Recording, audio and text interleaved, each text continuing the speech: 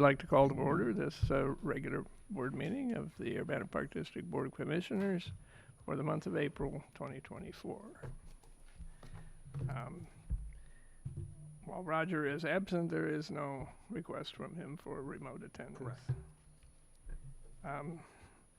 So the next item is to accept or amend our agenda, and there was a suggestion of moving the CUSR presentation up on the agenda and also eliminating item 10.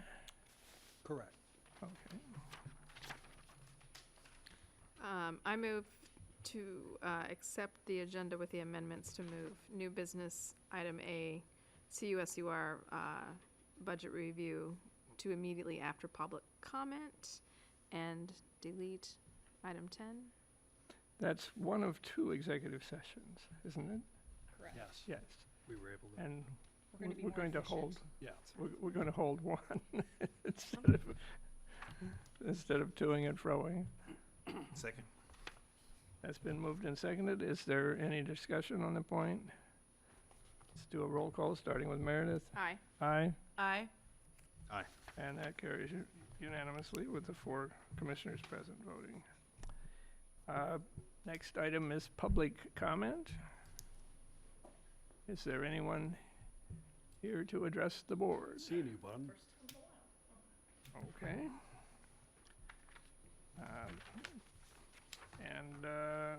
New staff introductions. It's noted that there are none. Correct. So, Bing, you're on. Jared, come on up. Jared Cheneman's here. He serves on the board with Corky and I and Sarah. He's here to present some of the highlights of the upcoming budget and answer any questions with Corky and I as well. Thank you, Jared, for coming. Thanks, Tim. Appreciate the introduction. Good evening, Commissioners, Urbana Park District team. Thank you for inviting me to come and present on behalf of CUSR. I'm here to talk about the highlights and the numbers for the program, but if you don't mind, I'd like to start and just share my thanks and gratitude to several people, one of which isn't in the room. Mr. Jameel Jones carried this program and was very dedicated to CUSR for many years before he transitioned to work with the Urbana Park District. So please express my thanks and gratitude to him for all the work that he did there. And I started with the program in November and helping the team out, and Tim and Corky have been excellent partners, sharing lots of support, historical knowledge and information, and we couldn't do it without them and without the partnership of the Urbana Park District.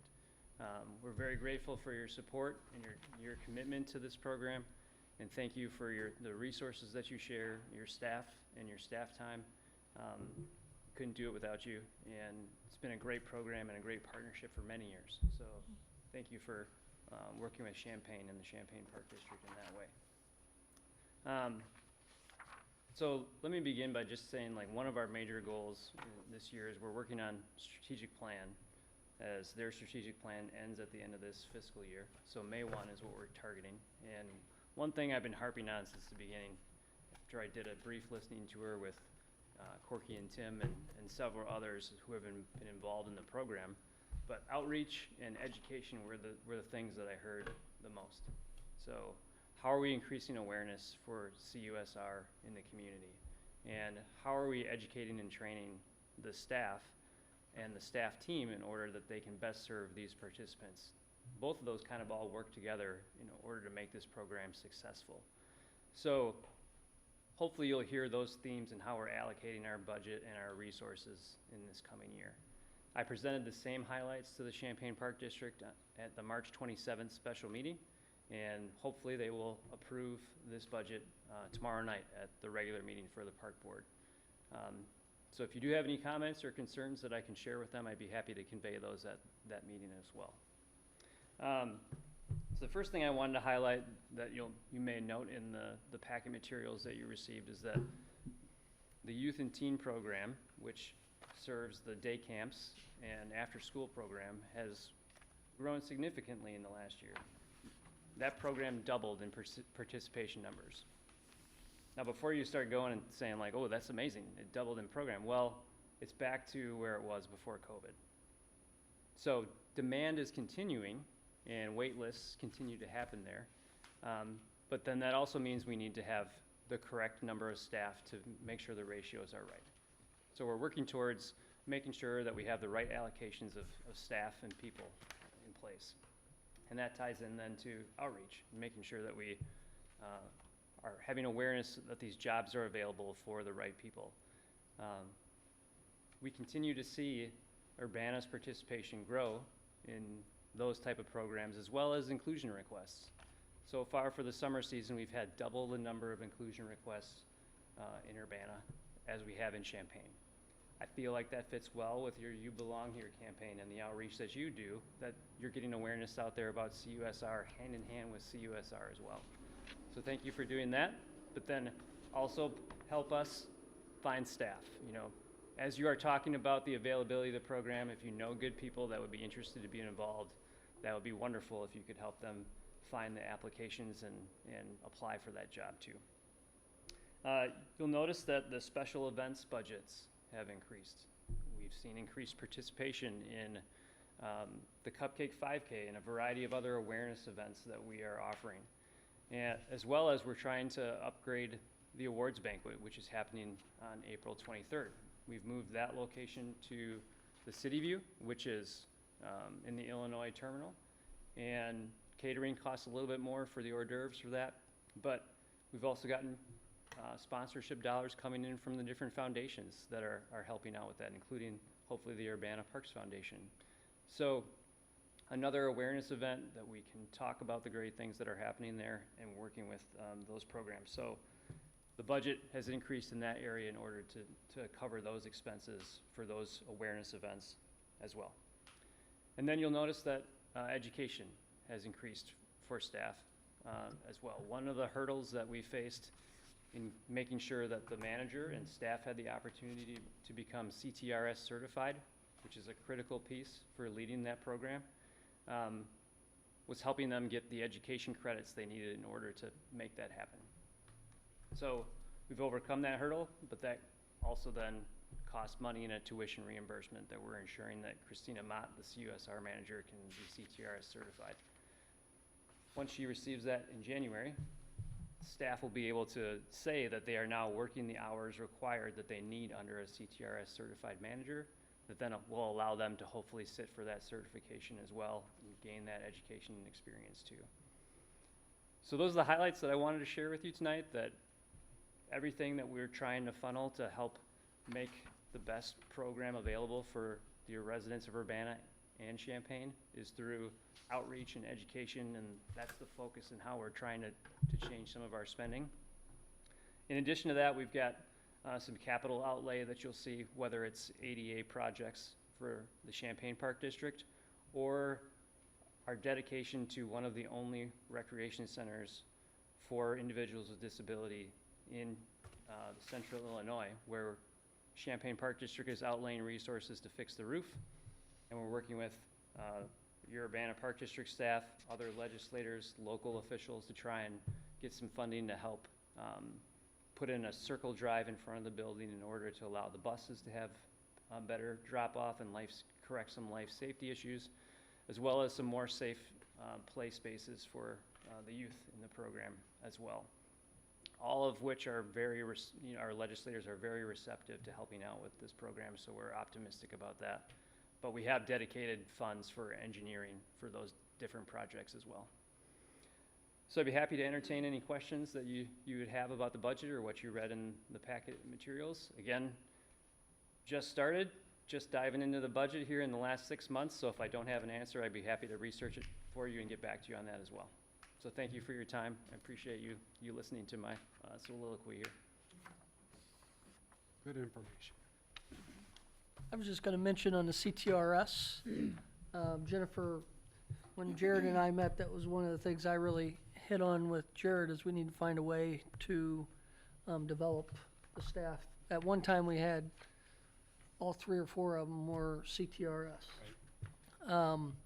When we did our ADA audit and worked with Jennifer Skolsky, you know, a little bit different than the last time where they were really looking at our parks and our facilities as far as accessible, as far as getting into. Now, Jennifer went into the mode of, what about our programs?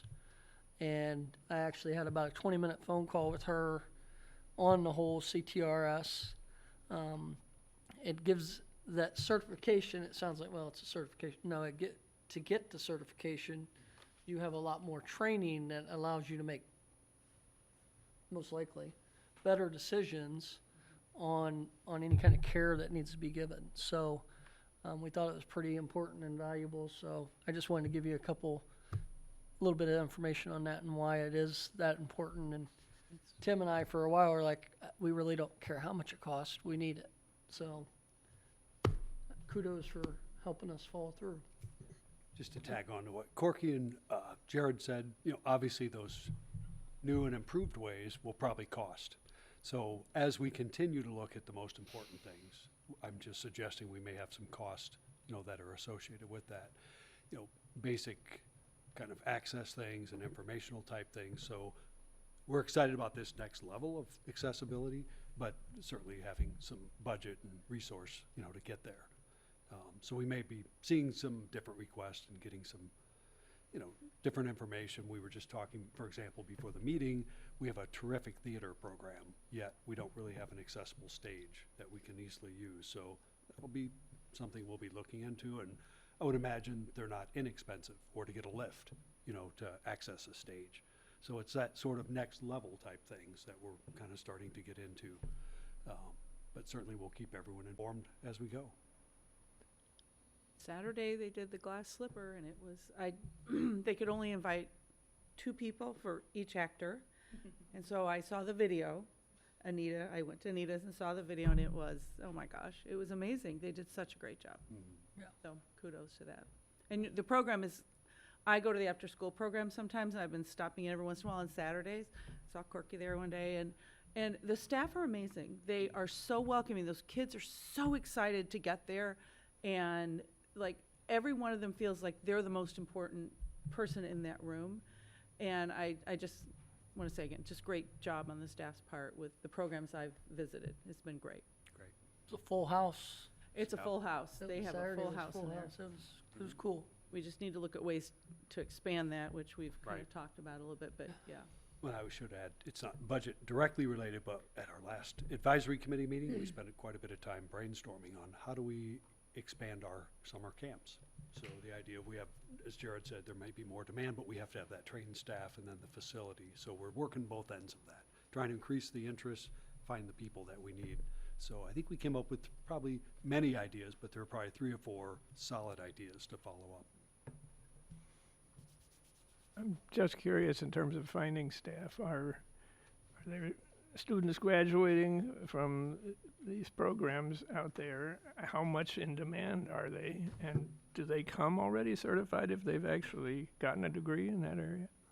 Actually, I mean, you may have an update, but the last that I've heard from Eastern, my connections there is, I think there's one, ISU is therapeutic rec. I think that's the only I college think that's the only one. That's the only in one. Illinois now that actually has that program. Yeah. So the program is kind of, I wouldn't say it's dying, but they're going into other concentrations.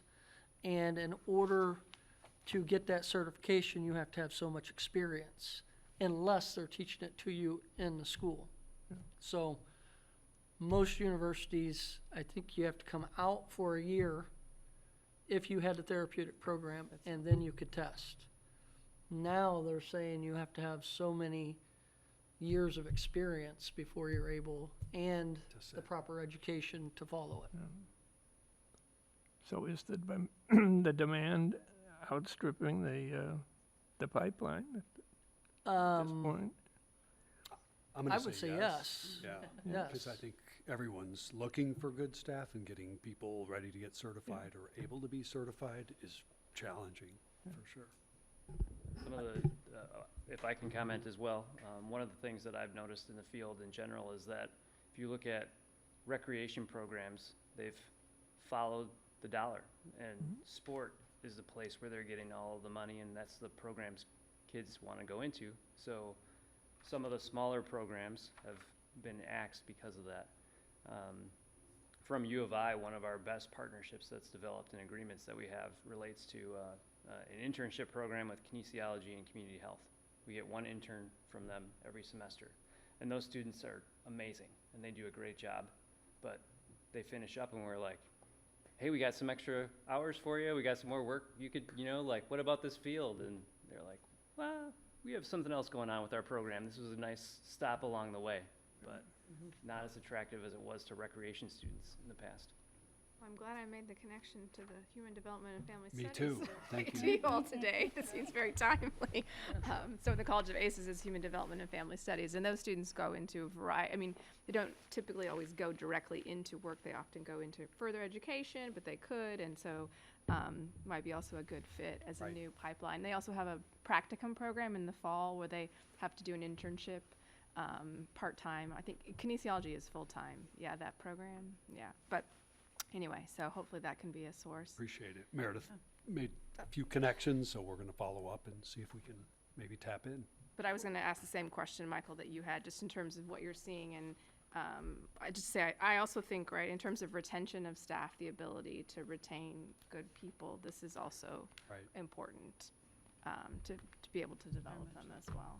And a lot of our recreation programmers coming in don't necessarily have a recreation degree. They have health studies or, sociology or, education. It's not the best place to be at this point either. So I think we can we're getting a lot of different, Sandy Klitzing for keeping that, RT program at ISU strong when all the rest of them started waning. Right.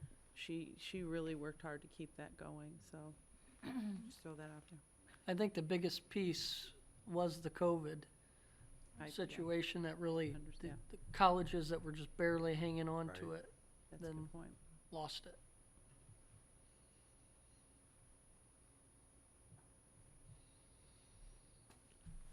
Any other questions or comments for Jared? Thanks, Jared. Thanks, Th- Jared. Thank you very amending much your for coming agenda. out. Thank you. Thank you. Yeah, absolutely.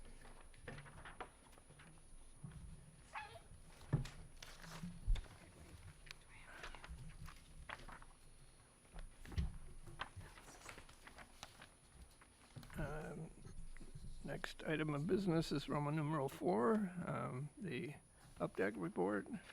We do have a draft set of minutes here. Was anyone there who might wish to? It was another lively discussion, and we actually had an UPDAC member admit, and say, she said, I just need everybody to know, I'm usually here complaining, but I want you to know, here's the things that I have seen that are so positive. And she was very passionate about it, and I thought that was pretty cool to say, I thought I would be on this, committee and only be complaining all the time, but I'm also helping make these changes in what people are doing in the community to, access the park district. So that was, I think for me, that was about, we had lots of great presentation, but that was really neat. Well, and the piece that I got from her was the fact that she really believes we're a You Belong Here agency. Yes, that's, good point.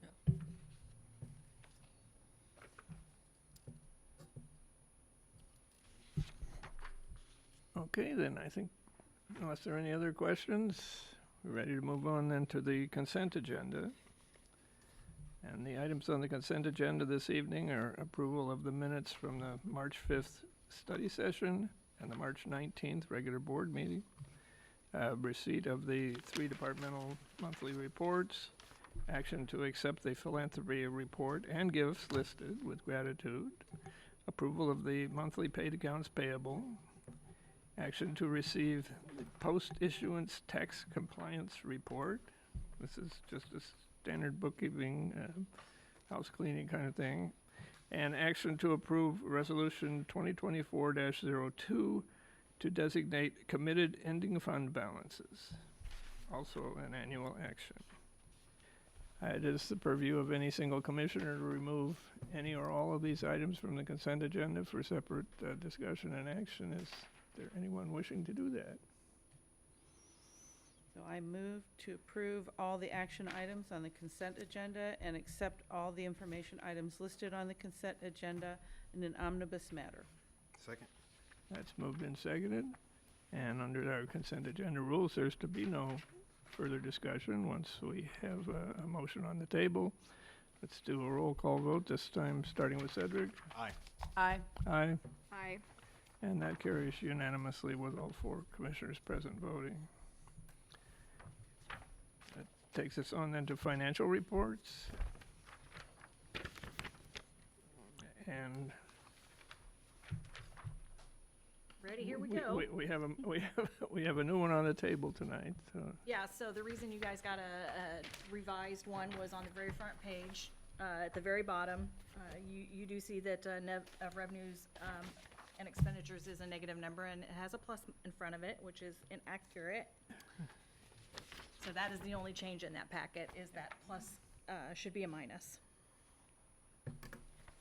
So, on talking about those revenues and expenditures, we're 11 months into this budget as of March 31st of 2024.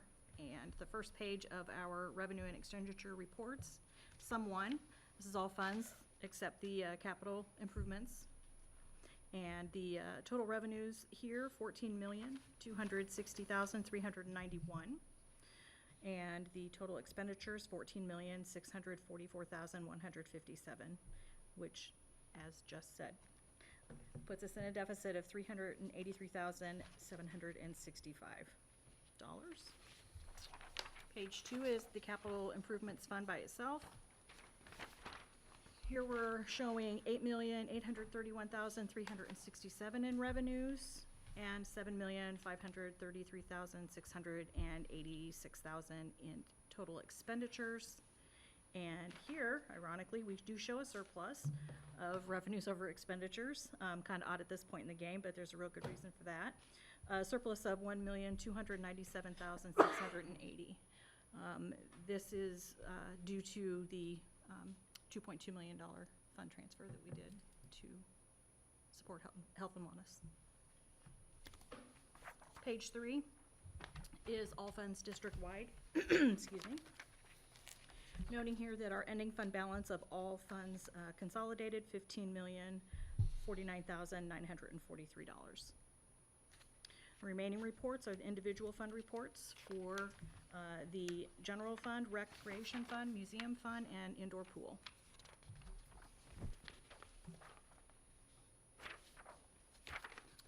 Any questions on revenues and expenditures? Okay. Go on to the treasurer's report. Report of amount the district has in cash on a single day, March 31st, 2024. Funds listed down the left, where cash is invested across the top. Bottom right corner, a total of $16,561,995.78. Of that $16,562,000, you'll see on page 2 at the top that we have $14,156,861 invested. And I'm trying to think, I don't think there were any new CD rollovers in March. We've got 3 coming up in April, so we'll have some change up there with next month's reports.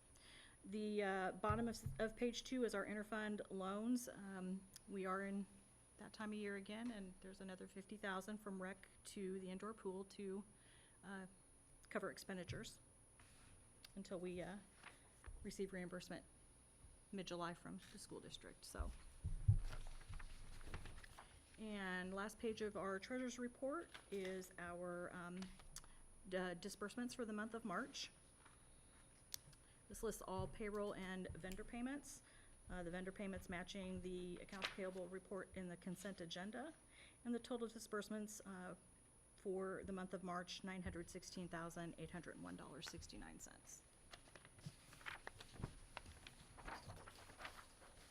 I present to you the treasurer's report for audit.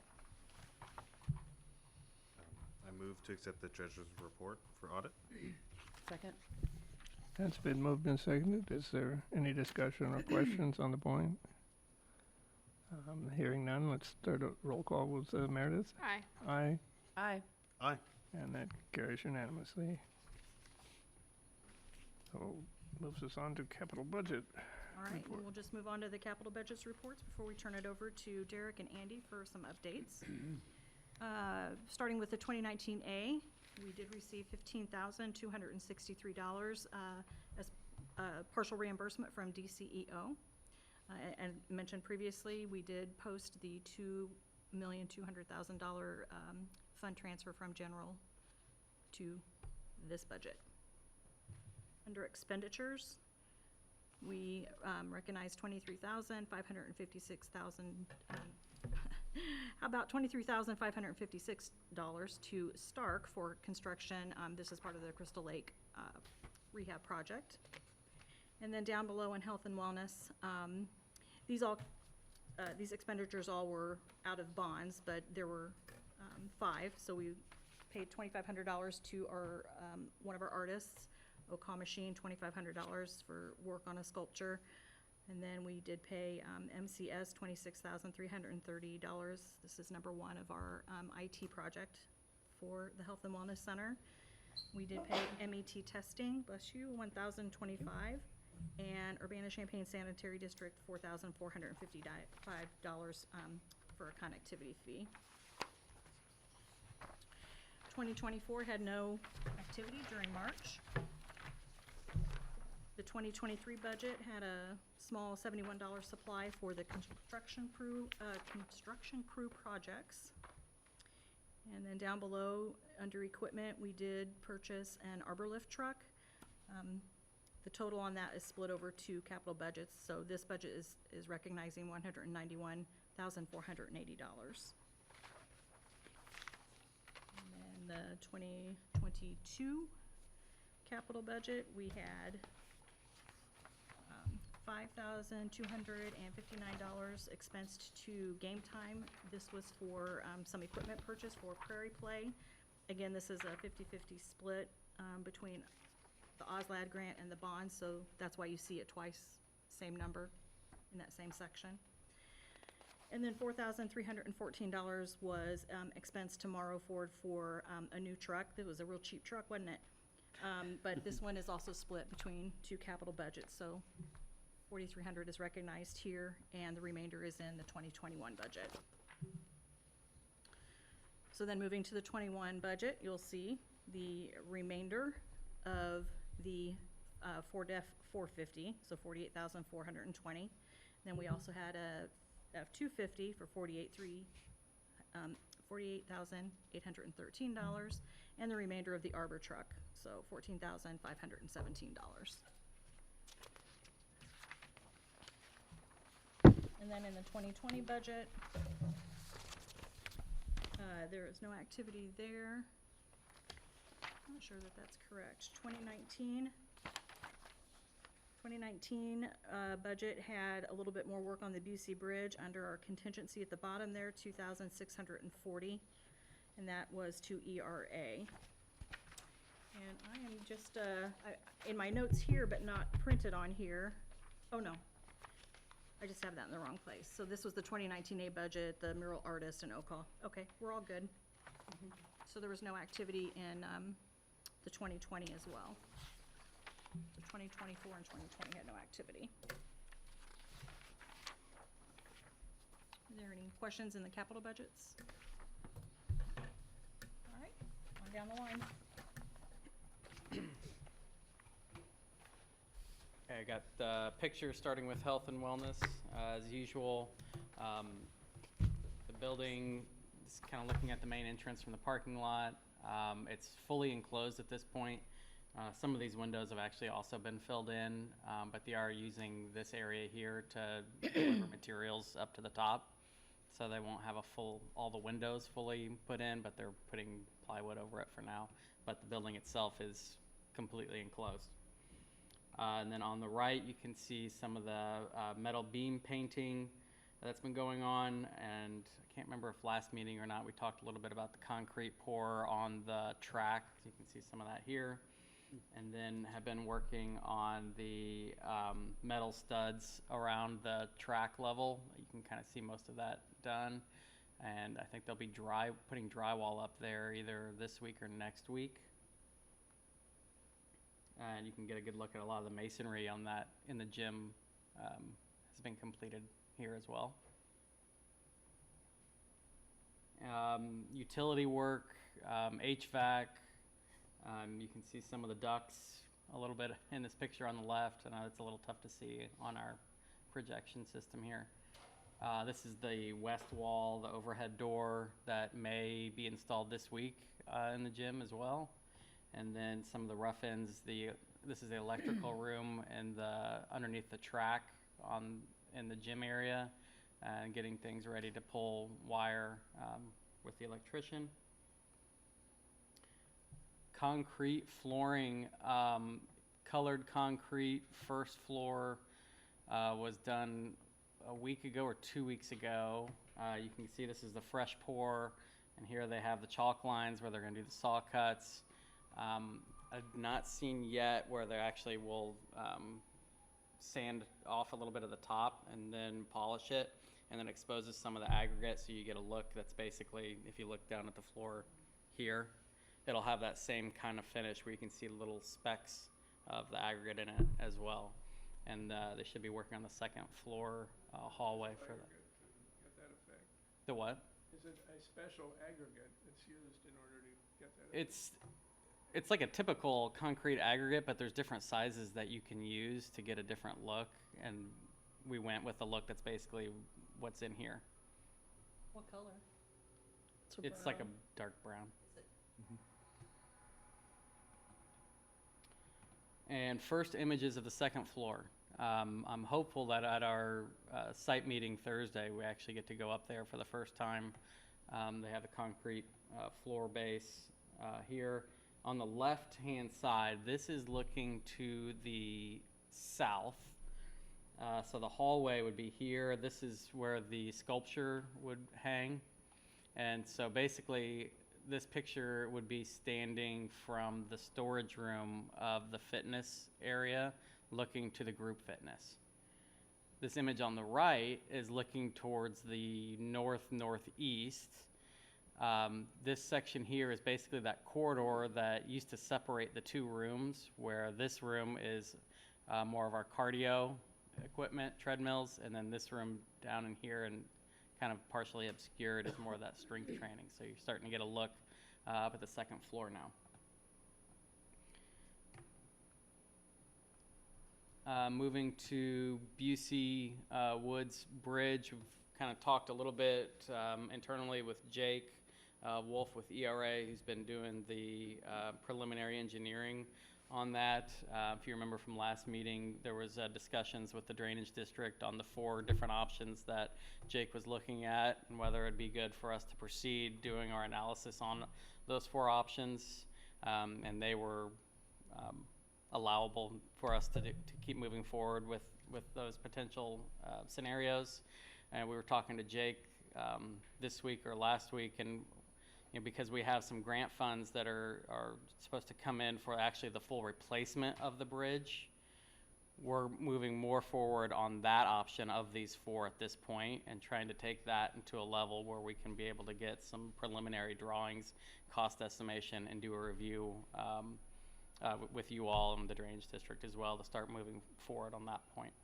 If at some point in the future we need to go back to looking at an option to replace the structure at a different location, or if we need to do any sort of modifications for budgetary reasons, we'll still have the capacity within that agreement with ERA to be able to go back and do some additional preliminary work on that.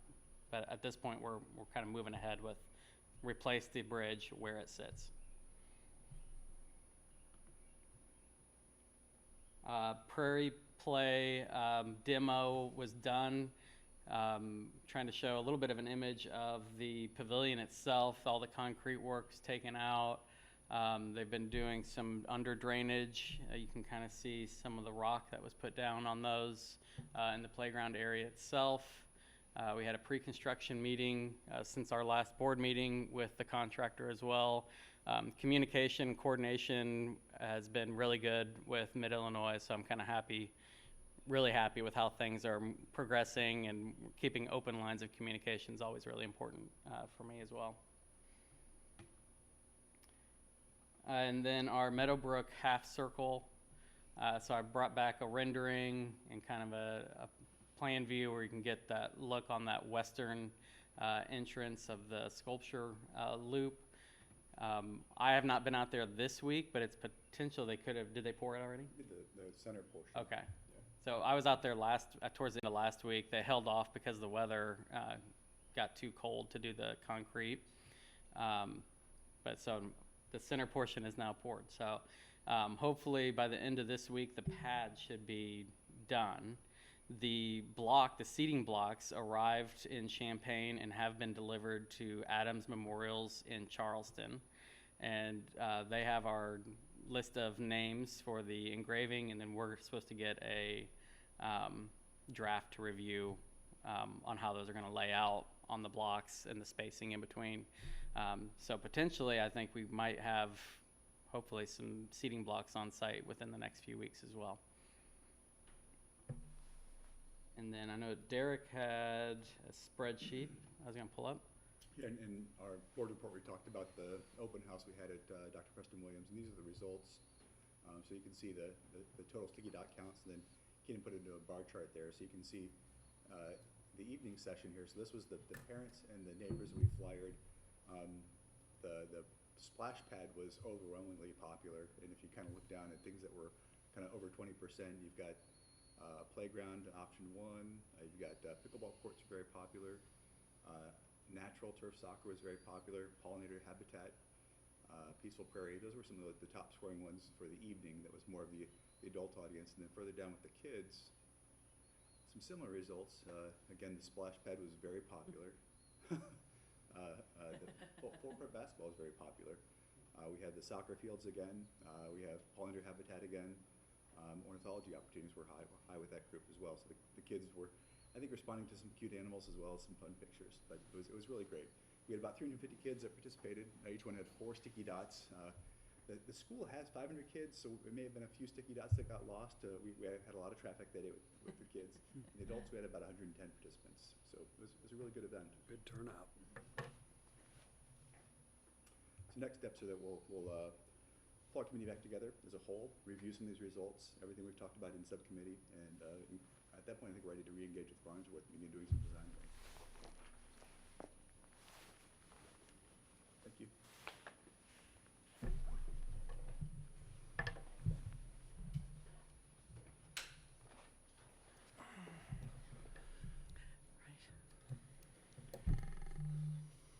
Okay, thanks everyone. It moves us on then to the executive director's report. Great, just a few updates. Hopefully you enjoyed the You Belong Here report. Lots of exciting things there. I think we've already mentioned the production at CU Special Rec with Cinderella the Glass Slipper, terrific, and look forward to the next production. Just want to report, unfortunately, for the Martin Luther King Jr. Peace March, we had to cancel due to weather. We were agonizing all day about that, but we did have people that were really kind of needing to know, so we agreed as early in the day as we could. So what we have agreed to do is just carry it forward for next year, so it'll be Friday, April 4th, 2025. So stay tuned, and that way we'll be in that cycle. We did discuss internally, could we slip something in there, try it, but it was a third reset, and that would throw us off for next year. So unfortunately, we just thought it's a weather-related type thing, and we'll pick it up. I think it's gonna be a really interesting event. There's a lot of interest. There was a lot of disappointment. We couldn't continue, but stay tuned for next year. And given what the weather was at the time, it was the Absolutely. right call. I texted Corky later, I said, good call. I know it was very difficult, and, you know, there's a little difference. Neighborhood nights, free event, kind of wait till the last second, and, you know, something, not a lot lost other than the bands and their time. But this would involve a couple of facilities and park districts and everything, so we kind of had to get it together, but next year. Moving on, just wanted to mention for the Kickapoo Rail Trail, we're now reaching back to the Urbana Parks Foundation. They had agreed to help support half the cost of one of the lots on the East Main Street site. So we've made that request and just thought I'd let you all know. Really appreciate their help. They're doing a terrific job in helping get the Kickapoo Rail Trail established here in Urbana. Staff had a wonderful visit. We got to meet the new executive director for Illinois Park and Rec Association. Her name is Susie Wirtz. She's the new director.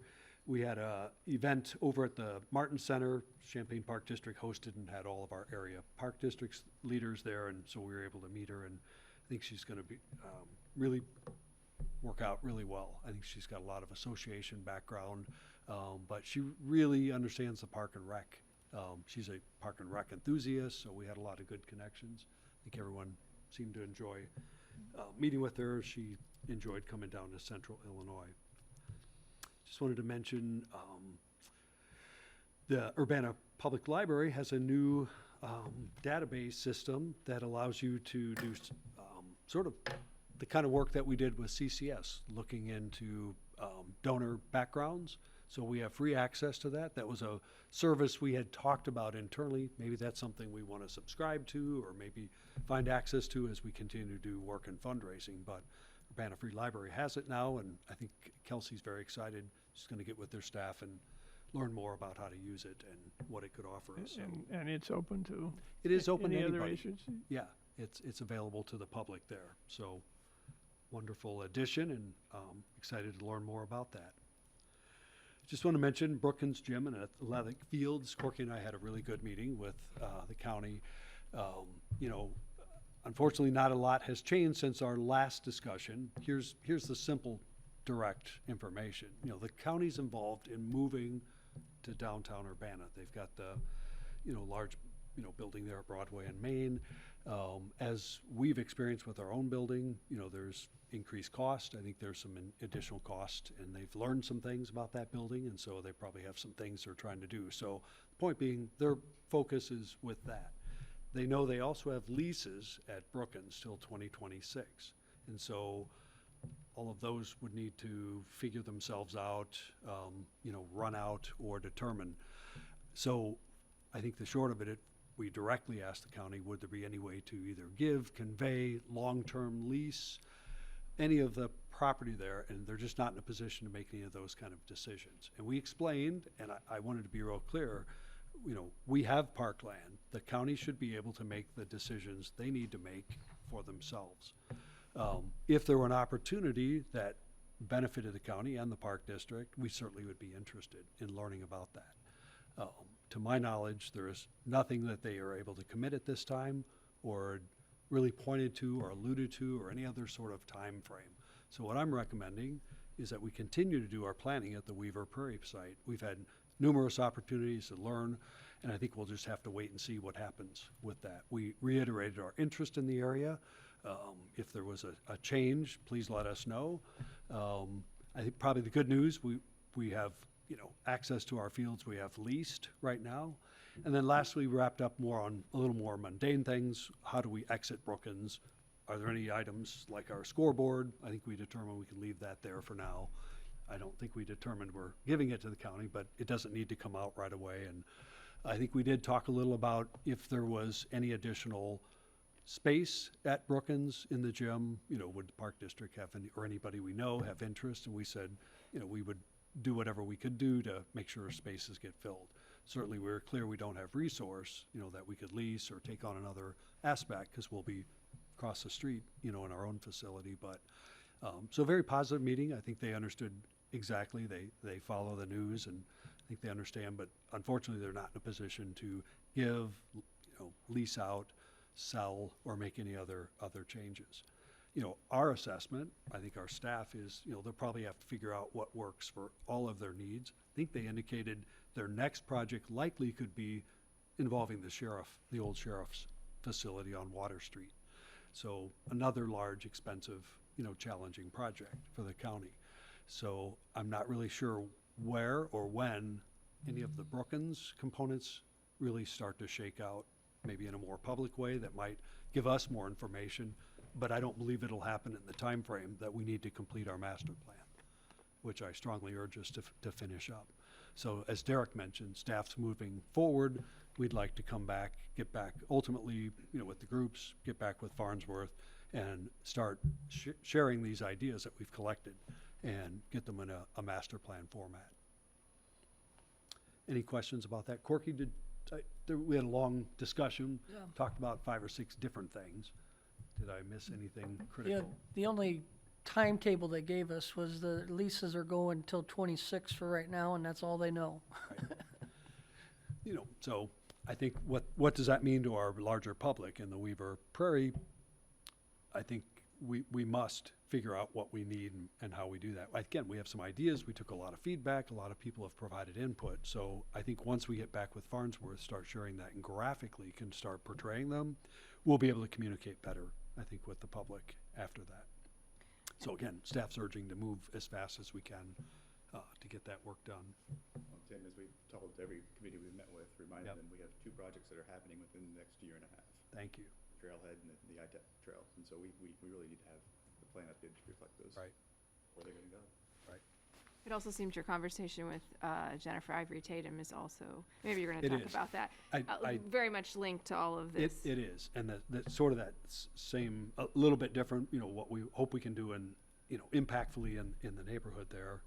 But, you know, we want to work together with the school district to see what we can do to, you know, improve this situation overall in Urbana. So, again, I think once we get back to the drawing board, we start seeing how these ideas can be integrated, and that there are some really good ideas that staff has portrayed, that public has offered, you know, that I think could help, you know, improve the site, you know, create a better site, a better master plan. But we can't really talk about it because we can't see it and we can't show it. I think the information staff just brought back from Dr. Williams' visit with the open house is phenomenal information. Talked to a lot of people. So all of that needs to be poured back into the project and, you know, brought up to speed. So I urge us as quickly as possible to do that. Moving along, to keep us on schedule. Let's see, just wanted to mention staff's working on UPDAC recruitment. If the board has anyone or any names, please pass them on. It's that time of the year. Obviously, with Kelsey out earlier in the year, we didn't make as many connections, so we're both really working to try to catch up. So if anyone has recommendations, please let us know. Next item, I think it should read Urbana Parks Foundation update. But I've shared with the foundation the idea. I think tonight we'll hear a little more about our plans for our new website. But you know, over the past couple of years, it sounds like we need to improve our marketing message, our marketing communication message through the foundation. So one idea that I would like to at least urge us over this next year for the Park District, as we look at our marketing message and our communication plan and some of the ideas that we have forward, you know, likely to come forward, is it possible to create a contractual arrangement with the foundation to help pay for services that we could provide, providing a separation, you know, so that we are still 2 separate organizations. But is there a way that we could contractually arrange these services? And what I'm really interested in is how do we get our ongoing, pretty much daily message at the Park District kind of in tune with our foundation message, so that if you look at one website, they look like the other and some of the information has been planned and coordinated. Right now, I think we have different people, different visions, different ideas. We're different organizations, I understand that, but I think what the public wants is more unified, overlapping, sort of how do we work together, and is our look and our message, is it coming together in a cohesive way? So I'd urge us, as we go through the work that Recreation is starting to lead over this next fiscal year, as we update our, and take a look at our, you know, marketing and messaging, is there a role and a place that we can incorporate for the foundation? So please give that some thought, and as we continue to discuss that, share your ideas. Last thing I just wanted to add is there's some renewed work through IDOT on University Avenue moving east. If you remember, a few years ago, there was a big effort by IDOT to improve University Avenue. There were some safety issues. They put in the 2 bike lanes, kind of road diet, got crosswalks up to speed. When we got to Cunningham Avenue, that's, I think, when they finished, and we're saying, hey, Urbana continues east. We have parks and facilities and agencies just down the street. Well, they're finally coming back, and I think they're taking in some new scope, and we'll be looking at that work. That first meeting I was out, and I wasn't able to be there, so I'm gonna point to Derek and ask, were there any highlights? Or Derek, what kind of outcomes do we think are realistic in this next extension here? At that time, you know, IDOT has a consultant, and he was proposing going about a third of the way east on Ambucks, but not all the way to the east edge of Ambucks. proposing a mid-block crossing there to link up with MTD. And there's some discussion with MTD about where would be best for their operators versus where would be safest for general public. So there's still some design work to be done there. The city of Urbana and the park district were advocating for really extending the full length of Ambucks Park and beyond. IDOT was working off of the former bicycle master plan. The new pedestrian master plan shows it going beyond all the way to Learman Avenue. And so that was new information to IDOT, and they're looking at that now. Tomorrow, they're hosting a meeting here for the bicycle community. So they'll hear from the bicycle community as well. I think the bike community is really hoping for more of a road diet and some additional safety precautions for bicycles. So there's no shortage of wonderful ideas, super high-quality improvements that would make that part of Urbana more accessible, more attractive, more viable. Probably going to have to work with IDOT and see how far they're going to be willing to push this. So I think we have all the right people, but they probably have a scope of work and probably more importantly, a budget carved out that's going to have to reconcile. So we're going to push and try to get as much as we can in that, but it's really important to make that part of Urbana accessible. We think of it as a gateway entry, and right now when you look at it, it looks like something on the back door chute. So hopefully we can improve that, and we'll keep you all informed. But that's all I had. I can answer any other questions.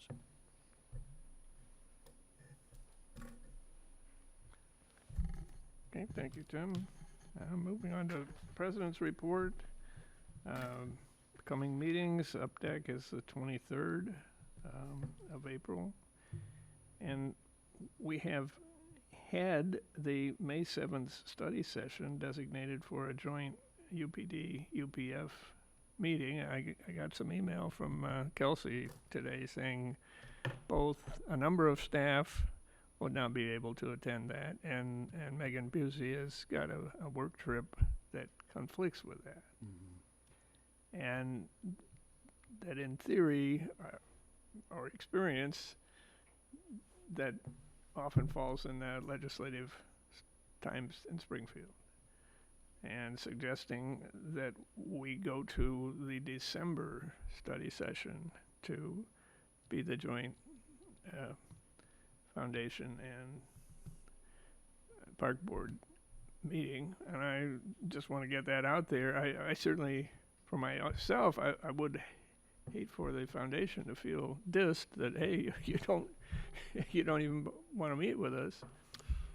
But, well, go ahead, Tim. Michael, I think we started to broach that topic at the last meeting. I think some of the things we added, staff comments, was, that's about the time of the year in November when we do our priorities report, and it gets forwarded on in January. So capital also tends to get looked at around that time.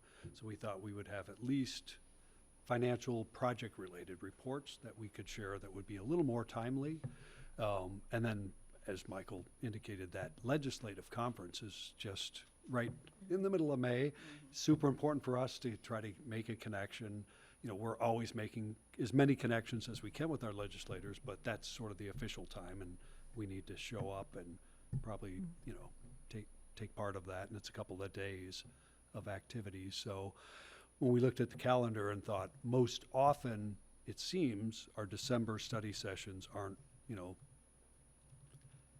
supercharged with, critical have to do, must do, finish work, because our financial calendar is a little bit different. It's not January, December. But we do often have multiple. We have study session, then a foundation event, and then CUSR. True. That is true. So I mean, it's a busy month. for the Park District, it's normal. For the foundation folks, Gotcha. I don't Good just want to point. make sure, right? Like, they have Thank you. 2 foundation events. I think Right. historically we've done the Right. if they're still going to do a December event. I know events is up in the air on which ones are going to continue and stick with. I would guess probably for next year, we'll probably do the December event. It was very well attended. Yeah. Oh. Better so, I think, in the Yeah. Urbana, the downtown Right. Urbana venue. So that's the background, and I think I should have said there could be any other study session. We just looked at that from when is information, is there an opportunity to make the connection that might take that pressure off the May meeting and help us propel into the new year, maybe with renewed vigor, or we'll have our fall campaign generally. We do the fall appeal. That certainly could be discussed and talked about. And then I think that old idea of what do we want to do next year? in that calendar year. Certainly could be part of that agenda. But however the boards and the trustees would like, we can do it however you like. I think there's just maybe feeling bad that our leadership staff have to be in Springfield, and certainly the whole world doesn't evolve around us. Everything can still continue, but we just wanted to make Yeah. sure that we would be absent. And But it's a little fly on the ointment if Megan's not there either, so. I would agree with that. That would be critical to have the foundation President. there, right? And I guess my one question is whether the foundation has been asked about it. Not Did- formally, not, yeah. we said we'll talk with the board first. Yeah. If there's no interest or no schedule, or, hey, we'd love to, but we can't because we have a tight, arrangement here, then we'll report back. But if there was open, then we would certainly start linking up that discussion. And have you got something to slot in there if we were to? I think the change it? recommendation was because staff would be out, we don't have a go-to comment, we would cancel that May Just meeting, cancel but it. certainly would fill it in subsequent years Subsequent years. after that. Yeah. Just take it on. Opinions of the board? I mean, I think we need to reach out to them. Yeah. And I think we do need those key people to be in attendance. Yeah. Right? I mean, it doesn't make sense to me to meet without the key, Yeah, when we're talking about projects in the district, it's, Yeah.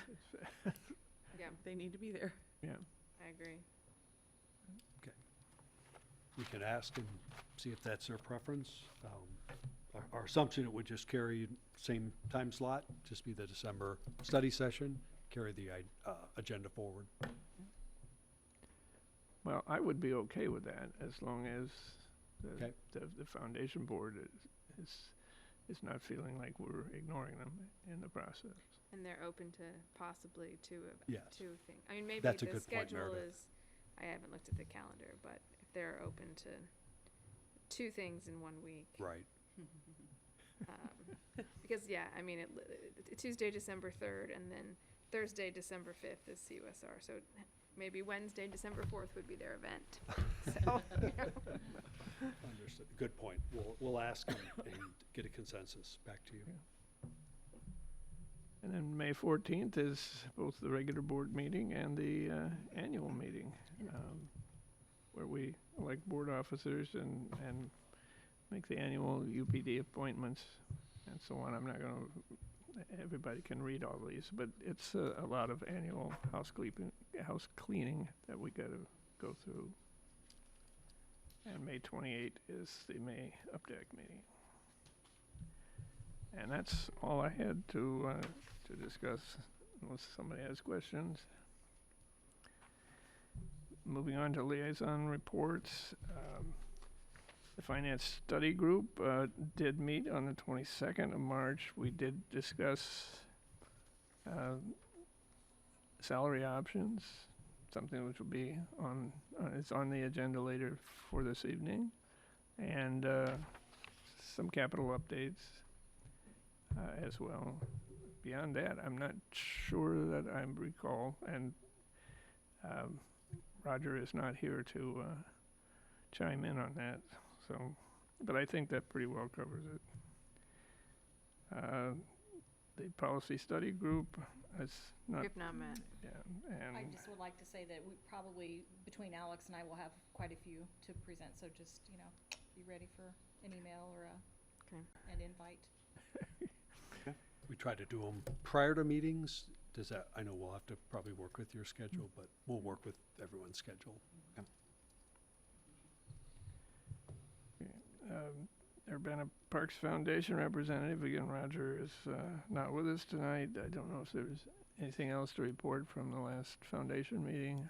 We had just updates, and I think we have a new treasurer. Michael Stevenson has agreed to be our new treasurer for the foundation. So we're real excited about that. So I think the plan is over this rest of this year, we'll be training and transitioning. So Jim Conlon will step down. He's still willing and, available to help and train. He's done it for a number of years and said I could take a Is break. he and- interested in stepping away from the foundation altogether, or I'm not sure, Michael. I haven't had a good discussion on that, but good to know. We should find out what his role is. Is that your Yeah. impression? I know he's full-time working and, so we appreciate his time.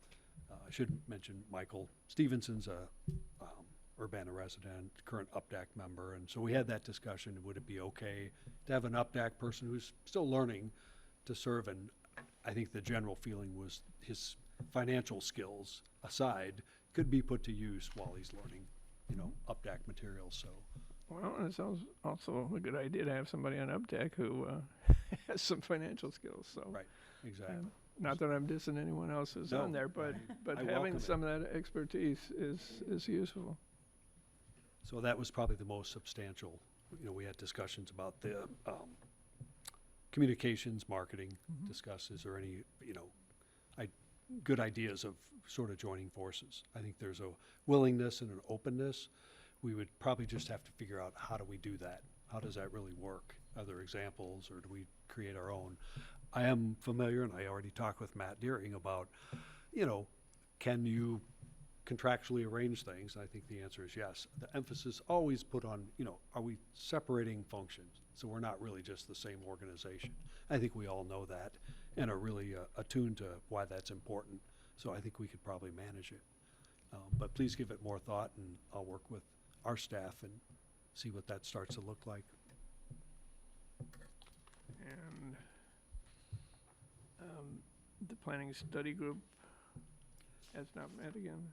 And we will be, because I think our programs are filled through, let's say, June. And then we don't meet in So we're July, meeting so probably in May, we'll probably want to start meeting next month. Okay, moving on to old business. There was no old business removed from the consent agenda, so there is no old business to deal with. We've already done item A under new business with Jared. So action to revise power purchase agreement. I think Wait you for recall at the last study session, we had a very vigorous discussion on all the three main approaches for the solar options. I think there was a really good presentation. We asked a lot of good questions, and it sounded like the power purchase agreement was the recommendation from the board. So I'll turn it over to planning to carry that through. Since that time, we're continuing to work through the legal negotiations. We've picked that up again. It was sort of put on pause, but we're hopeful to meet this week with the SD legal and our legal team to review the agreement. So the school district has expressed their interest in backing out this time. They've got their hands full with 2 solar projects currently.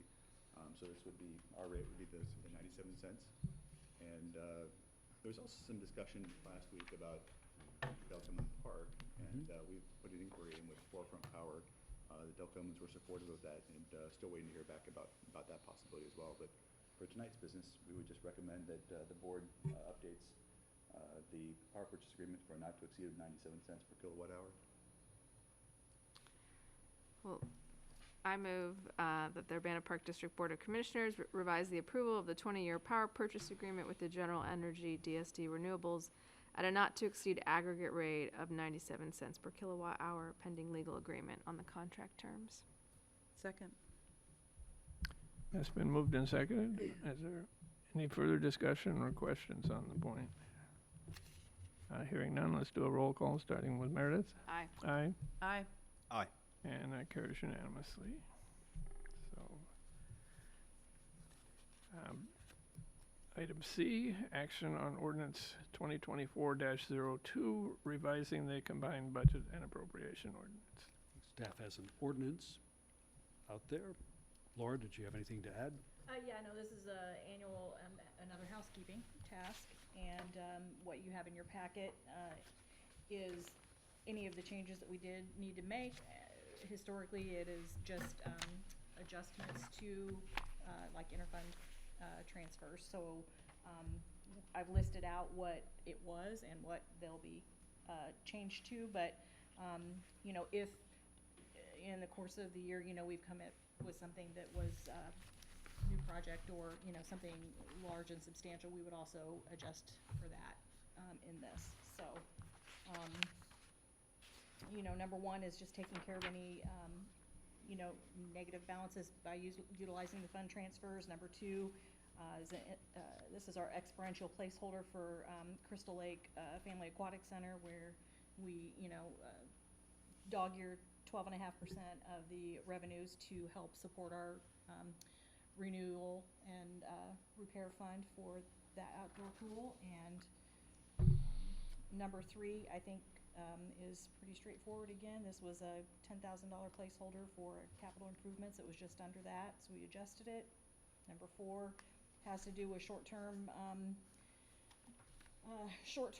versus long-term on our bond sale. And number five is our scholarships. Number six is the English fund. We commit by agreement to bring 50% of the interest income over to the indoor pool, not to exceed $10,000. Investments have been good, so this has been helpful. So, and number seven, I think this is probably the one we really should talk about, but we did ask the board's approval for utilizing the Brown Fund to go to capital projects, specifically the standards for Wandell Sculpture Garden, and then within Meadowbrook Park there, and also the half circle project that Andy just spoke about a little bit earlier. And we, at the time, we were thinking the $65,000 would be what we need. The project is not completed, and I don't want to pull down any funds out of Brown yet until we know what the final expenditures are. So what we've done is zero out that $65,000 placeholder for FY24, and we've just moved it to FY25. It will not be $65,000 based on what we know today. So even though we're holding $65,000, we're not anticipating it will be that much. So that's good news. And then the remainder, 8, 9, 10, and 11, these are all have to do with the indoor pool annual fringe benefit posting. Pretty straightforward, normal stuff there. I move to adopt ordinance 2024-02, revising the combined budget and appropriation ordinance. Second. That's been moved and seconded. Are there any questions or comments? Hearing none, the item is on the table. Let's do a roll call, starting with Cedric. Aye. Aye. Aye. Aye. And that carries unanimously. Action on resolution 2024-03 to approve 2024-2025 annual compensation actions. Got some updates, Michael. I think as we discussed with the board, the likely salary of the executive director would reach a level that requires a different notification process, posting, and how we handle meetings. So this year we're got some different approaches. We're recommending an executive session to discuss specific employees, which we would go into, but we still need to determine an approach for our across the board or general increase as we do. Typically, the board has asked for different ranges, maybe for Laura Hastings' benefit over the last couple of years. Commissioner Hastings, we've focused on trying to raise up our wages as quickly as possible. We had previously worked with GovHR and put together what's kind of commonly referred to as a step system, which is basically appropriate levels for each position based on the job and how they perform in that.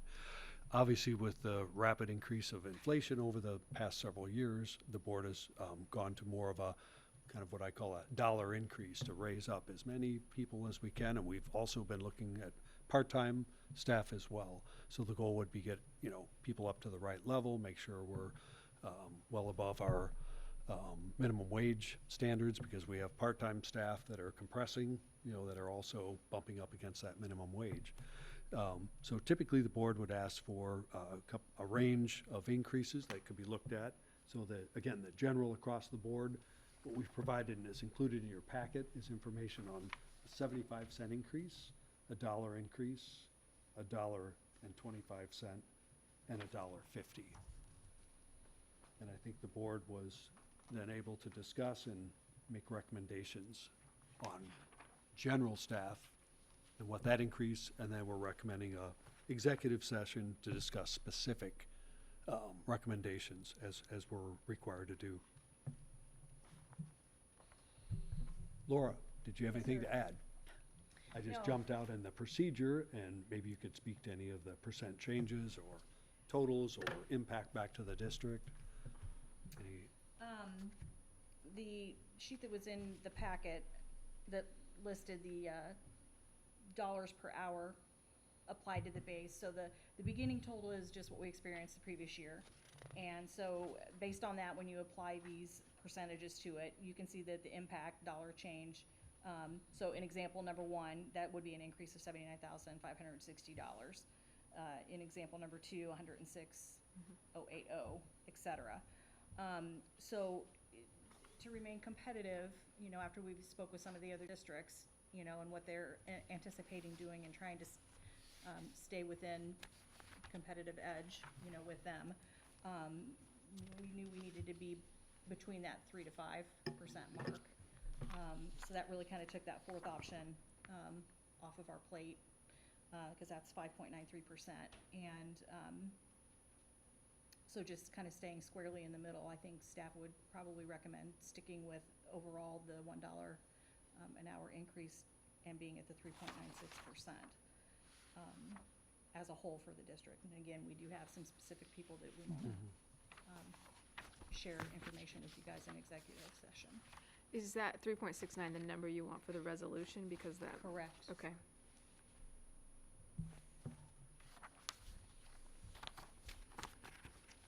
Again, I think the feedback we got from staff, at least the last few years, has been positive. I don't know if Corky or Derek have anything to add about that. I think staff recognize, you know, their wages being increased. Our hope is we could go back to the step process, though, and, you know, get back into what we would call a more typical approach where annual reviews are conducted. You look at all of your tools, including merit and steps, and determine that way. But as a way to move it up, I think that's what's being recommended again for this year. And one more year of forced minimum wage increase, and then we'll Correct. be Right, done with the state mandated right. increases. Yeah, that has gummed up the gears as well, for sure. That way, those increments bringing it up has I think mitigated against going to or funding the step system in a way that would be a little more normal. So we, Yeah, And- I was just gonna add, from the recreation staff standpoint, they work with a lot of part-timers. The way we're doing it also helps our lower earners, you know, keep the spread from our part-time staff hours or staff wages. So I've gotten all positive feedback from my staff on this approach. There was concern that if we didn't at least do $1, we'd have wage compression with some of our lower earners. So, and it's been well received in operations as well. we did discuss, is there any opportunity to go higher? And we did, you know, look at that. We think there's probably merit in that, but just to be on the more conservative side, we do have a new facility coming. We have some unknown expenses.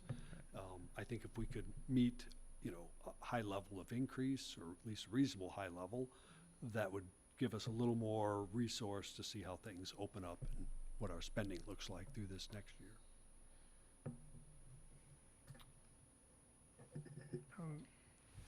On a separate topic, the recommendation number 5 includes some additional car allowances that, as I recall, we have not had in the past. Derek, are you giving up the? Retiring, yeah, my vehicle. We're actually gonna, I think you all are aware that we're gonna hire a custodial group to help with the new facility. And so my vehicle's gonna transfer over to the custodial staff. That'll be doing Okay. recreational custodial work. So it's served me well, but I'm happy to I think our put it on for that. preference would be to minimize the vehicles, you know, that we own. I think, you know, I mean, we could do a full cost analysis across, but generally not owning vehicles and insuring and maintenance and all of that is better. So the idea of reusing that vehicle for an upcoming need is fine, but our goal wouldn't be to add another vehicle at this time to the fleet. So the allowances kind of give us a little break from that. And again, year after year of owning vehicles and things like that. So that's part of that recommendation as well, or the background. And we have not, I don't think, in recent times had the superintendent of business services with a car allowance, or, Yeah. pardon? Yeah. Oh, we did? When Okay. Katie Rowland was elevated, that was something we added Gotcha, into okay. that to make it on par with our other superintendents, not at the same value, but certainly Okay. as a benefit in that position level.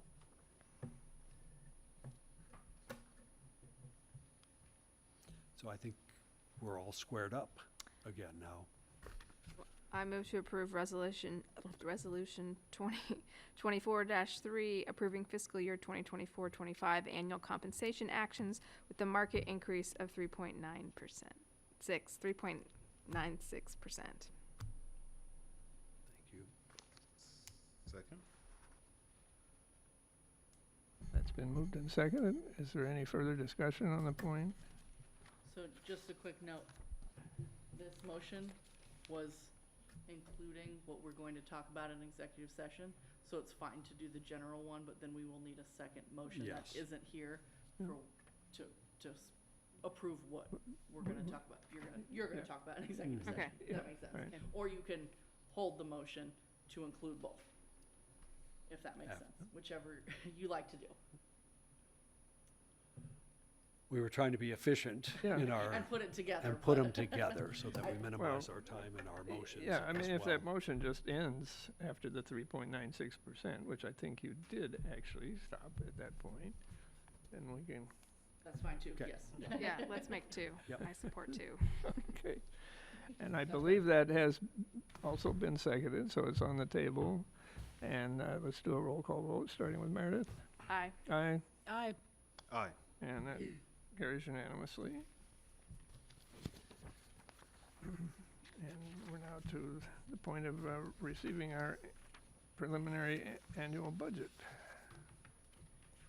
Oh, No, I think, Executive session, gonna move to executive For- session to for the discuss- specific Oh, we're gonna do employees. the executive Yep. session. not at the end. We Gotcha. just determined we're doing one It's executive not the one at the session. end. So, Trying to make it efficient for you all.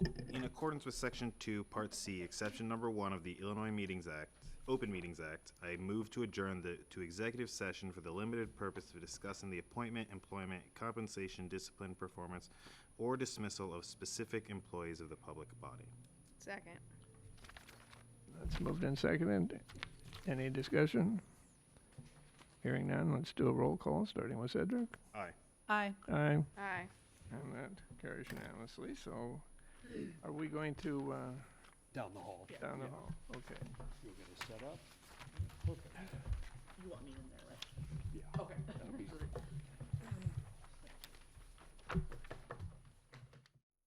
Okay, we are now back to our regular meeting. And is there someone ready to make a motion that we approve the things decided in executive session? I move to approve the resolution 2024-03, approving all recommended salary increases of specific employees, including the executive director as posted, discussed in executive session. Second. That's moved and seconded. Is there any further discussion? Hearing none, let's do a roll call, starting with Meredith. Aye. Aye, Aye. Aye. and that carries unanimously. And so now we're to receiving the preliminary budget, Right. the new preliminary budget. And again, just a quick precursor, this is extremely preliminary, so there won't be a whole lot of highlights to talk about, highlights, quote unquote, air quotes. But it's a glimpse at the work that the staff have done so far to prepare fiscal year '25 budget. So it's a condensed version, so we only have the summary pages for each of the funds, not the detail as well. And also, at this point, all wages and salaries that are in this preliminary are essentially, last year's information, because that was just voted on currently. So one of the key things I'll be doing in the next few days is updating wages and salaries for this report. And the levy as well is proposed is what is inside this book this evening for property taxes. And I did just receive the, it's not been finalized. I've submitted it back to them, but we're that close to getting the finalized extension. So those numbers will also be updated in here. But what you're seeing in here is proposed, what we talked about back in November. So, really the transfer in and outs this year are back to normal. Last year we had that 2.2 million transfer from general to capital, so we won't be seeing those kind of numbers in this report. I think the best piece of information I can give you guys on this is at this point in this game, comparing the previous year budget to what we've under the B&8 ordinance budget column. Those are the two columns, so you're kind of looking at activity, what we're proposing against, you know, previous historical information. It's showing you the activity from the fiscal year we're just getting ready to button up, and then the prior one. But I think what's really key is just looking at those two budget columns and comparing them. So the first 3 pages of this report are our sum 1, so all funds less capital. And what's marked as page 2 is just the capital. And page 3 is the sum 3, which is all funds here. So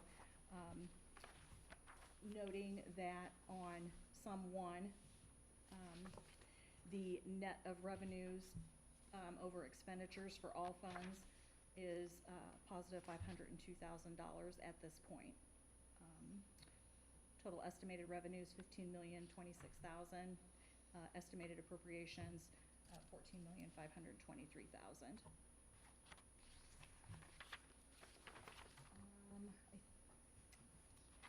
I didn't really make a ton of notes on this one. The only capital fund transfer is $20,000. We talked about, I believe, just this past month, from museum fund to capital improvements to help with the Crystal Lake lighting project. So there will be one of those fund transfers.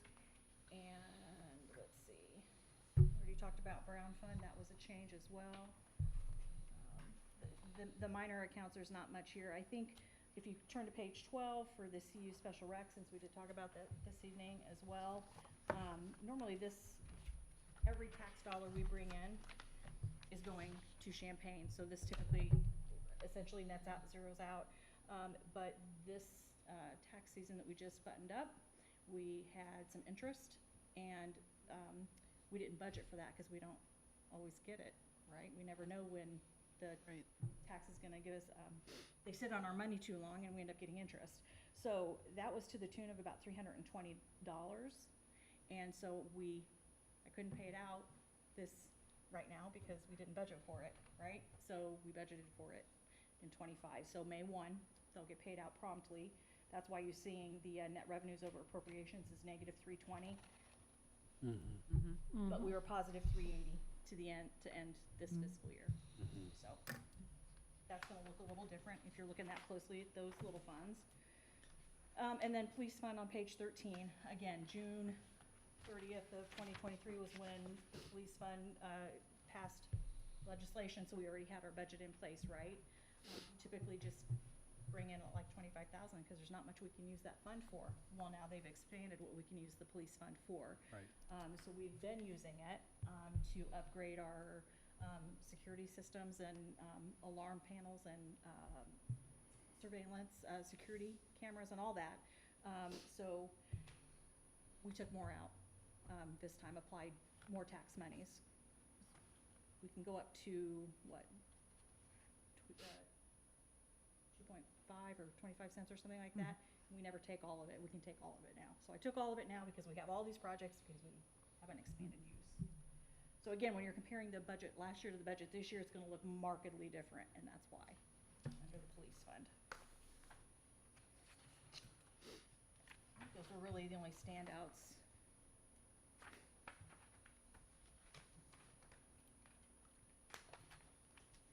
unless anybody saw something when they reviewed it that they wanted to talk about. No more. Yeah.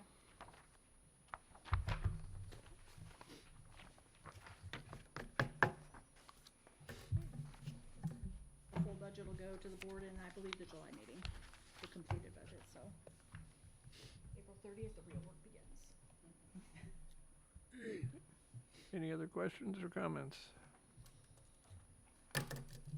Move on to action to approve revisions of the 2019, 2021, 2022, 23, 24, and 2019A capital improvement budgets.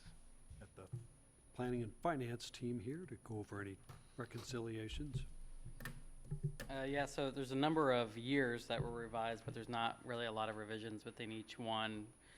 But they're all kind of noted within the memo, and I'll just briefly go through each year, starting with 2019, where contingency was reduced for expenses related to the Busey Bridge evaluation, so now that's pulled from overall contingency line. In 2021, it's just within the Crystal Lake Park improvement section.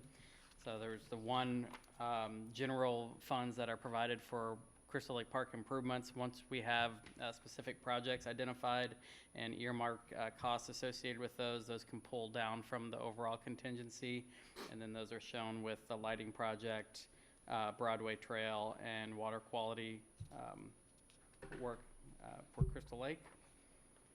In 22, starting with the revenue section, there's donations that are from two separate or go to two separate sources. One's if it's through the foundation, and the other one if we got a donation that was directed specifically to the park district, and so those are kept separate. And so you'll see that in the revenue and then corresponding in the expense section. Equipment, so again, this is similar to Crystal Lake Park section. We'll usually have one budget number identified for all of our plans for that year. Once we purchase something, then we pull that from the overall line for vehicles and equipment. So this had that purchase of the F-250. So now that reduced the overall contingency for vehicles and equipment in that section by the $59,268. Crystal Lake Park's improvement, similarly with the lighting project, we've identified $51,000 from 2022 budget. So now that pulls from the overall Crystal Lake line. In 2023, the revenue shows the donations from the half circle from the foundation and for the Weaver Trailhead KRT. It's just a $257 item, and then those are shown within the expenditures as well. And then again, in that equipment section, we purchased the lift truck, so now that came out of the overall budget amount for contingency for vehicles and equipment, so now that's zero. And then in 24, this was the transfer from museum. So this was for the lighting project, but it's only for costs associated with the walk up to the nature center and then the parking lot outside the nature center. So those were identified as a bid alternate, so then we can pull funds from museum to pay for those specifically. And then 2019A, pulling from just the overall health and wellness initiatives from bonds. Now those funds are pulled down and identified as funds that will be utilized related to the construction of the facility.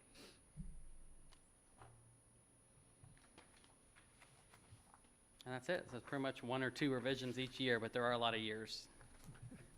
Good work, Andy. Yeah. Well, I would move to approve the capital improvement budget. Number 9, revision to the 2019 capital improvement budget. Number 6, revision to the 2021 capital improvement budget. Number 3, revision to the 2022 capital improvement budget. Number 3, revision to the 2023 capital improvement budget. Number 1 to the 2024 capital improvement budget. And number 3, revision to the 2019A capital improvement budget. Second. That's been moved and seconded. Is there any further discussion?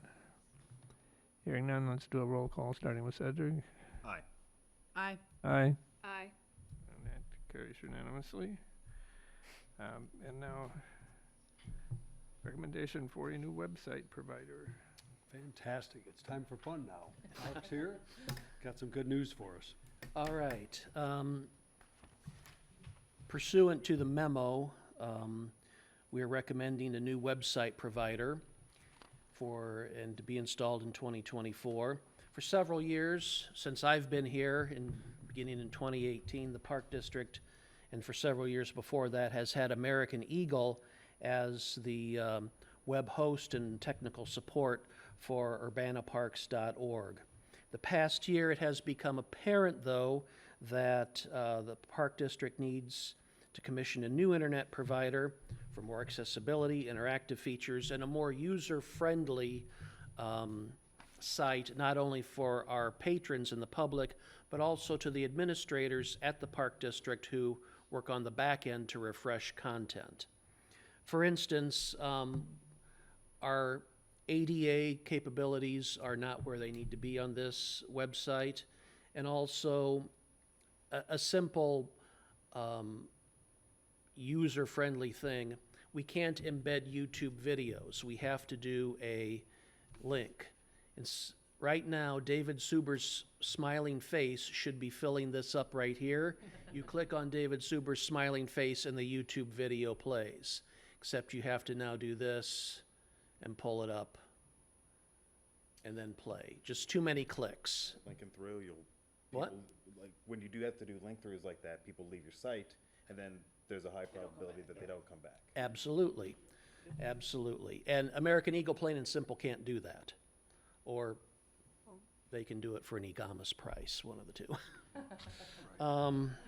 So Urbana Park District benchmarked with other park districts to see what website providers they used. Marketing department then solicited those companies, asked them to demonstrate their web hosting technology, including ADA accessibility and price. Marketing department, myself and Kelsey Cutright interviewed 3 companies in October, November of 2023. Then we narrowed them down to 2 finalists. In December of 2023, the Park District interviewed those 2 finalists, Neon Moth and Pure Eye. They are both Illinois-based. Both companies presented their proposal to the Park District, a group consisting of administration, marketing, recreation, and planning and operations. And after the presentation and surveying the large group, about 15 people involved, a majority then was of the opinion that Pure Eye needed to be the company. And let me just show you a Pure Eye homepage. This is the Naperville Park District, which is very nice and interactive and all sorts of different things. But look what they can do as far as access goes. You see this button down here that the cursor is over. The patron can now click on different things to help them navigate the site better. The vision impaired profile. Do you see the change in the ADHD friendly profile? It shadows to help you focus. Cool. Cognitive disability is on. Screen reader. And there are other settings as far as text magnifier, alignment, highlighting titles, contrasting, dark, light, high contrast, high saturation, all of these things that the user can go into and build a site that put whatever they need to help navigate our site better. They can go in and now. So the cognitive disability profile, just out of curiosity, does that have the capability of doing a speech to text?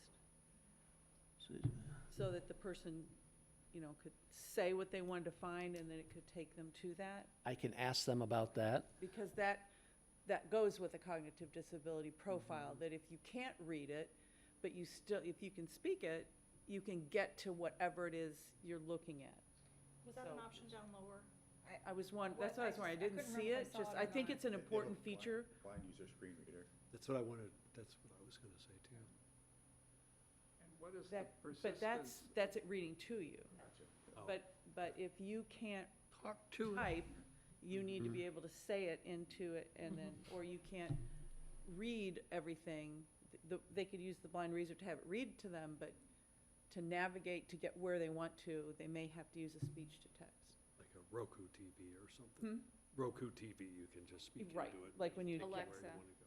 Yeah. So like when, I encourage my kids to, or people to do a text-to-speech in their text, because then they can communicate with people without having to be able to type or text. Look up where my cursor is, a blind user's screen reader, compatible with screen readers such as this. Is that, That all talks, that will. like, that'll if you talk back to you? Take it, you put a section of it, you say, this is what I want it to read, but this is, if I talk to it, I see. it's called speech to text, so it would,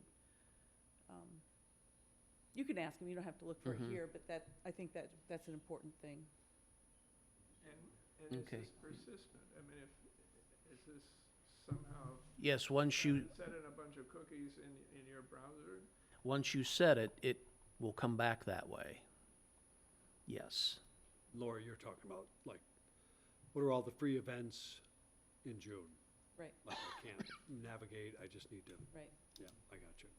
I can't All type right. that in, but Yeah, I got you. Okay, I'll be sure to ask that. Also, you can choose a different language, and there's the languages you can choose. So for instance,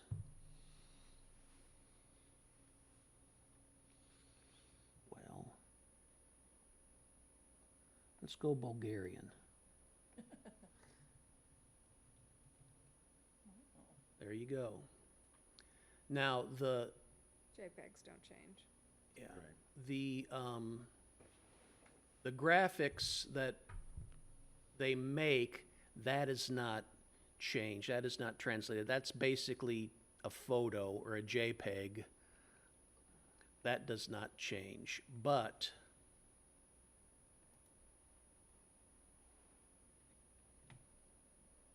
there you go. And you can change. Uh-oh.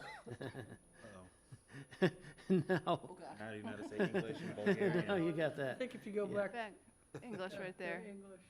right there. Yeah. Now we're back to English. So those are two things that Pure Eye can build onto our website. It may not be the most perfect, but it definitely gets us further down the road as far as ADA compliance goes, which I think will be welcomed by our patrons. And I will ask about the voice activation. And does it do a better job of listing open positions? Because I was recently on the website looking at it, and I find that maybe I just found it very like cumbersome. Like it puts everything out there, and you have to click a drop down to actually it's see a lot of steps. the job description. So I don't know how this lists. I see jobs or I saw employment up there. Well, that's gonna be an issue with our NeoGov that we use, not with the website Okay, itself. it's okay. So, but, I mean, I guess in that regard, though, like, Can we is just look this- at how Naperville posts their Yeah. jobs? Sorry, they seem Go to down. But like, for instance, though, like, are we going to? available jobs. Just sorry.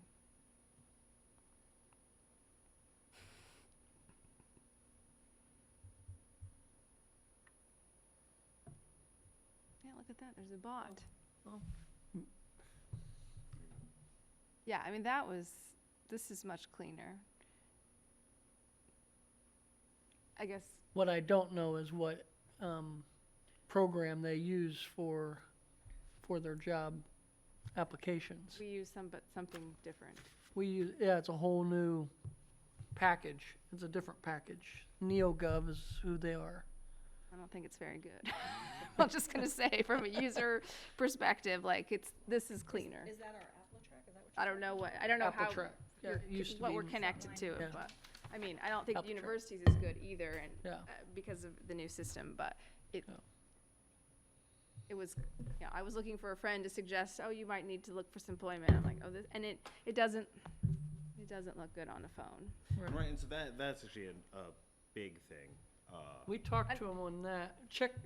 I ought to check this and that on your phone and see how well it translates. I would, but I only have like 3%. But I will. no, but like, yeah, right. But I mean, that is one of those aspects that's important, is readability, navigation on phones, ability to kind of change things quickly without having to kind of go to your webmasters or hosts to be able to change, like, right, it's like, say you're like, all right, we want to post about this event, and then it's been posted, and then you realize that the time is wrong on the posting, right? You want to be able to change that quickly before a bunch of people read it, instead of having, if you have to send an email to your web host and say, hey, we want to change this piece of content, how long is it going to take you guys to respond to us? And I think that's what Mark's talking about with the behind-the-scenes interface. Right. Yes. It's much easier with the Pure Eye, what we're proposing. And there can be, just on the back end, say I want to do a web story about the wetlands.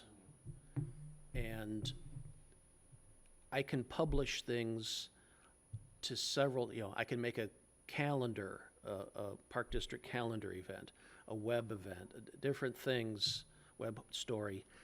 It's much easier with this new provider Okay. to, and less time consuming, less coding and HTML and all that. Right, fun so they have stuff.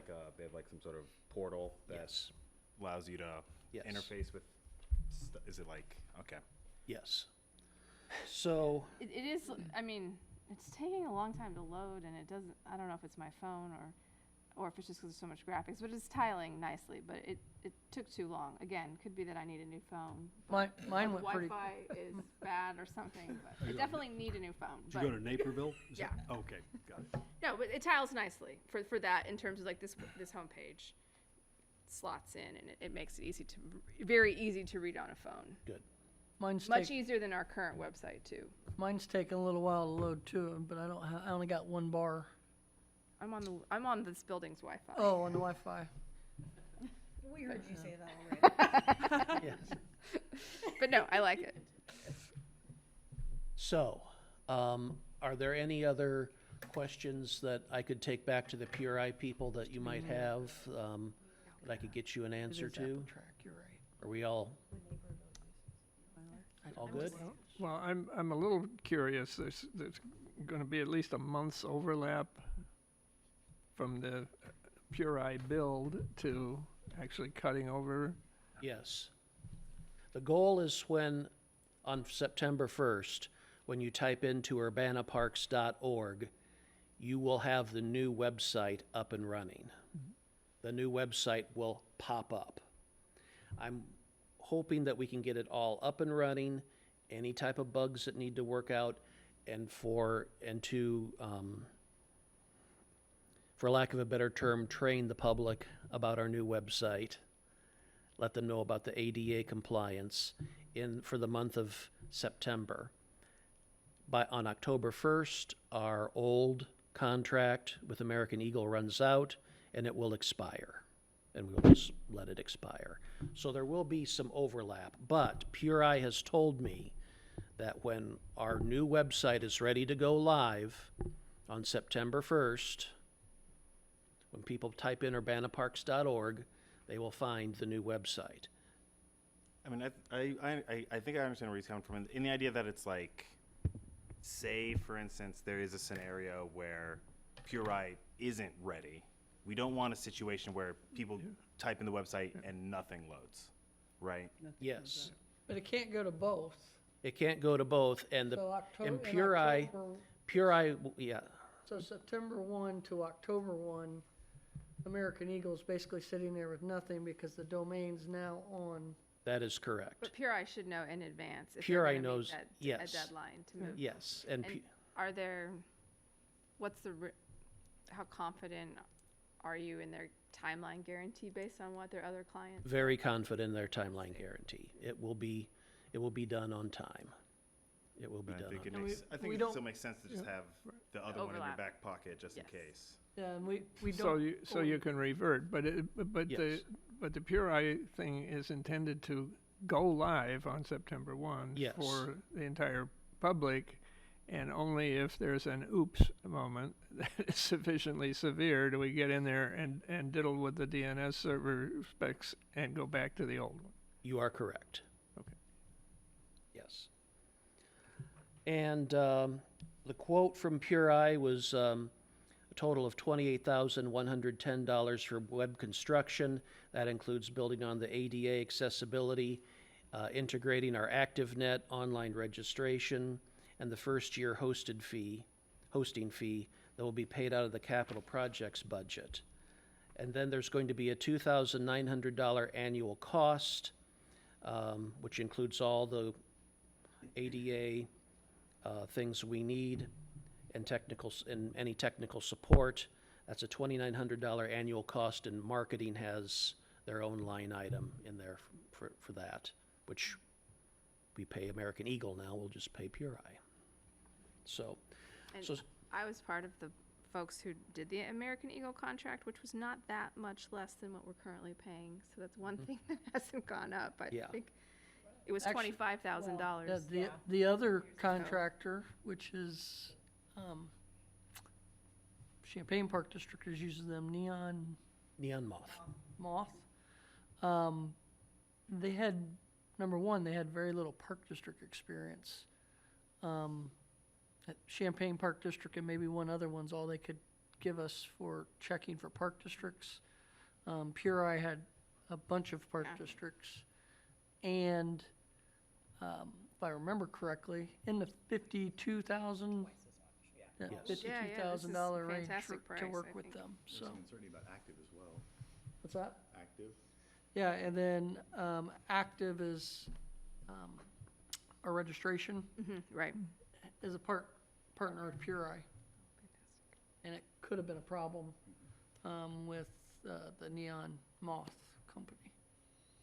Oh, so you're saying that that they should be able to function with another program or service that They we have already integrations use. set up. Nice. so it might be worth asking about, AppleTrack. They may be able to integrate with that, Yeah. AppleTrack. Yeah, I think that was the other question. Yeah. Those two things. Well, Yeah, I mean, I like it. Yeah. I'm excited for new websites. I move to approve Pure Eye as the new urbanaparks.org web provider and host for a one-time construction cost of $28,110. Website construction will begin May 1st, 2024, and the new website will go live September 1st, 2024. American Eagle will continue to host urbanaparks.org through October 1st, 2024. Second. That's moved and seconded. Any further discussion? Hearing none, let's do a roll call, starting with Meredith. Aye. Aye. Aye. Aye. Okay. Thank you. Picked a Thank you. website Great work. provider. Everybody. Item H, new business removed from the consent agenda. There was none, so we're down to Roman numeral 9, comments from commissioners. And I'm not hearing any of those, and we've modified the agenda at the beginning of the meeting to eliminate this second executive session. So we've exhausted our agenda, and I would declare us adjourned. Great, folks, thanks.